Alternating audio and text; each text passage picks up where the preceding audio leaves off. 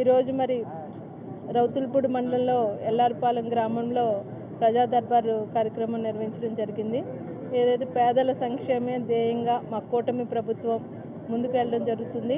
అందులో భాగంగా ప్రజల వద్దకి వెళ్ళి వారి సమస్యల్ని వారి వద్దకే వెళ్ళి వారి దగ్గర నుంచి ఆ వినతి పత్రాలు స్వీకరించి అవకాశం ఉన్నంత వరకు అప్పటికప్పుడే వాటిని సమస్య పరిష్కరించాలి. మిగిలినవి కూడా సమస్యల్ని త్వరితగతిన వాటిని అధికారుల ద్వారా సమస్యల్ని పరిష్కరించాలని మా నాయకులు ఆదేశాల మేరకు మేము ప్రతి వారంలో ఒకసారి ప్రతి చోట ఈ ప్రజా దర్బార్ అన్నది నిర్వహించడం జరుగుతుంది.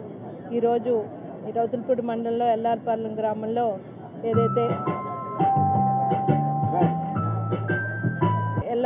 ఎల్లార్పాలెం, డీజేపురం, ఎన్నపట్నం, ఏ మల్లవరం, ఎస్ అగ్రహారం సంబంధించి పంచాయతీలకు సంబంధించి వారందరికీ ఇక్కడ ప్రజా దర్బార్ కార్యక్రమం ఏర్పాటు చేయడం జరిగింది. ఇప్పటికే మా కూటమి ప్రభుత్వం చేస్తున్న అభివృద్ధి పనులు పక్కన సంక్షేమం చూసి ప్రజలందరూ కూడా ఎంతో నమ్మకంతో మా ఓటు వృధా కాలేదు, మేము ఏ నమ్మకంతో అయితే ఈ ప్రభుత్వాన్ని ఏర్పాటు చేయడంలో మేము ముందున్నామో కూటమి ప్రభుత్వం ఏర్పడిన తర్వాత మాకు అదేవిధంగా పేదల సంక్షేమం, అభివృద్ధి సమాంతరం ఏదైతే మన యువ నాయకులు నారా లోకేష్ గారి యువకాలం పాదయాత్ర చేస్తున్నప్పుడు చెప్పిన సమస్యల్లో ఒకటి యువత భవిష్యత్తు, నిరుద్యోగ సమస్య గురించి చెప్పడం జరిగింది. ఆ రోజు ఆ పాదయాత్రలో ఎలక్షన్ ముందు మేనిఫెస్టోలోని 20 లక్షల మందికి ఉద్యోగాలని హామీ ఇవ్వడం జరిగింది.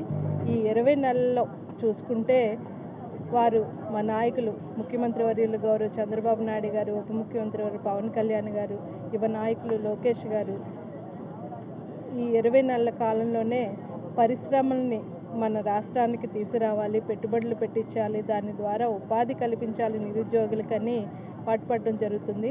అందులో భాగంగానే నిన్న ఏదైతే అనకాపల్లి జిల్లా నక్కపల్లి మండలంలో ఏర్పాటు చేసిన ఈ ఆర్ఎస్ఆర్ మెటల్ మరియు నిఫాన్ స్టీల్ ప్లాంట్ గురించి శంకుస్థాపన భూమి పూజ గురించి ఈరోజు మాట్లాడుకుంటే దీనికి సంబంధించి ఈ భూమి పూజ నిజంగా చూసుకుంటే